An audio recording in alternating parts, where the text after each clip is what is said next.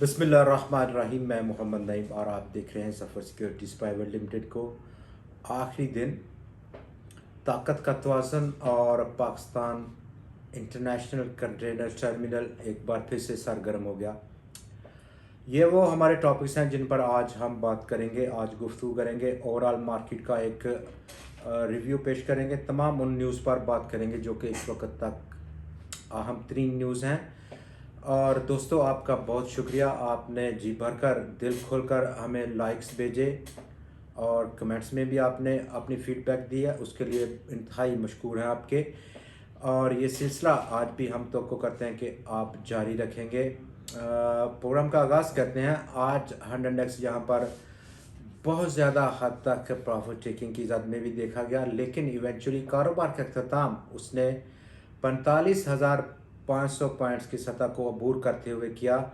जैसे ही इंट्राडे 2-3 बार इस सतह पर 100x ट्रेड होता और नज़र आया, प्रॉफिट टेकिंग का सिलसिला रहा और फाइनली 100x ने क्लोजिंग 45,500 पॉइंट से ऊपर बंद होकर दी।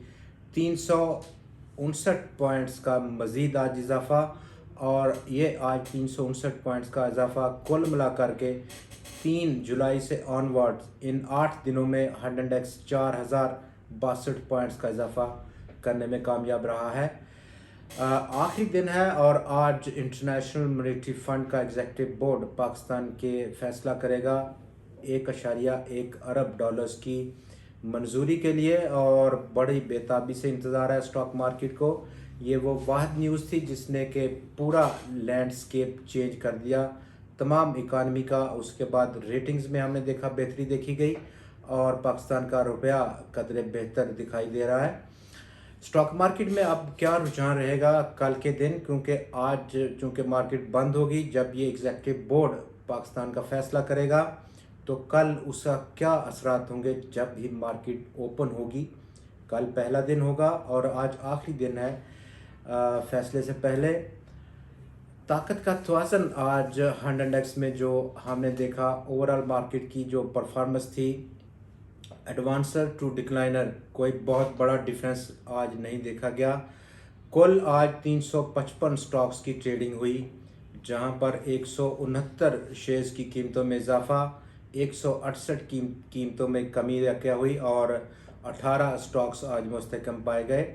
कल चूँकि हमने 356 स्टॉक्स में ट्रेड देखा था, 2,48,940 टोटल नंबर ऑफ ट्रेड सही, और आज के 355 स्टॉक्स की जहां पर कारोबार हुआ, 2,02,877 टोटल नंबर ऑफ ट्रेड्स थी। तो कम जो पार्टिसिपेशन है आज कम हो गई और ताकत का तवाज़ुन बैलेंस हो गया एडवांसर और डिक्लाइनर की जानिब। कल से दोबारा से मार्केट बाज़ार 0.00 से अपने सेंटिमेंट्स को शुरू करेगा।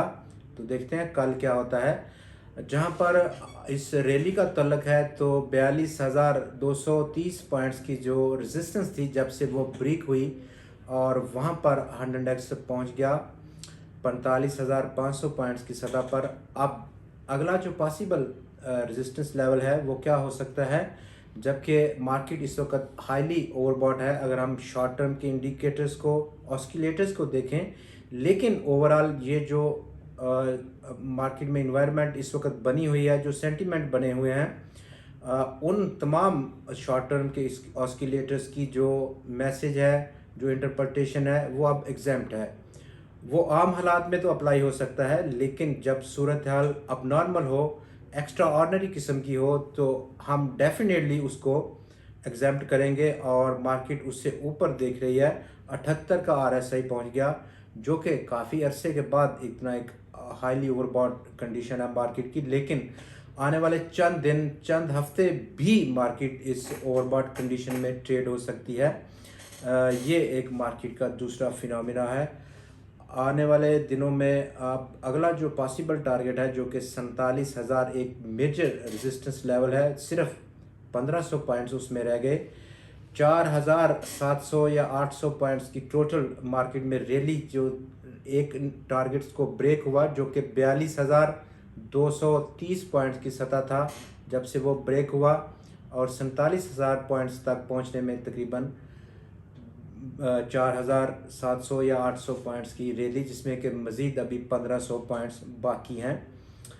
ओवरऑल आज जो स्टॉक्स में परफॉर्मेंस देखी गई, हमने कमर्शियल बैंक्स को एक बार फिर से लीड करते हुए देखा। बाज़ार में 168 पॉइंट्स गेन किए, ऐड किए। 100x की कुल 359 पॉइंट्स किया टोटल परफॉर्मेंस में।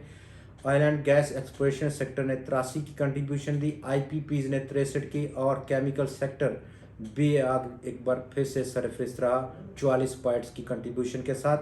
IT सेक्टर और फर्टिलाइज़र सेक्टर ने आज सेंटीमेंट को ख़राब किया, मनफी परफॉर्म किया, जहां पर एंग्रो कॉरपोरेशन पिछले काफ़ी दिनों से बहुत ज़्यादा अंडर वैल्यू कर रहा है, और ख़ास तौर पर एंग्रो कॉरपोरेशन या एंग्रो फर्टिलाइज़र।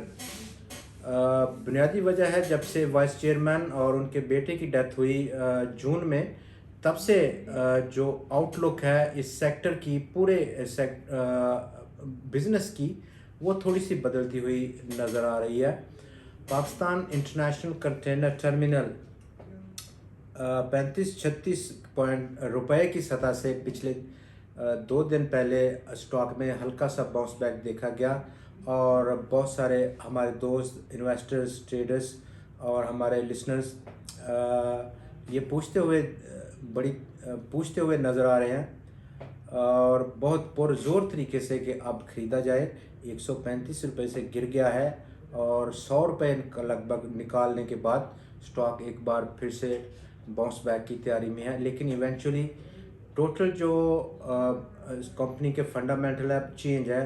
हालिया लेटेस्ट जो फाइलिंग थी कंपनी की जानिब से 7 जुलाई को फाइल हुई, और उसमें उन्होंने कराची पोर्ट ट्रस्ट के साथ कोऑपरेट करने का, टोटल और फुली कोऑपरेट करने का यकीन दहानी कराया कि वो हैंड ओवर करेगा एक स्मूथ तरीके से तमाम ऑपरेशंस को। चूँकि आप जानते हैं कराची पोर्ट ट्रस्ट अब पोर्ट की जो हैंडलिंग है उसके लिए पाकिस्तान ने 25 साल की एग्रीमेंट किया UAE के साथ, और उनको दे दी है।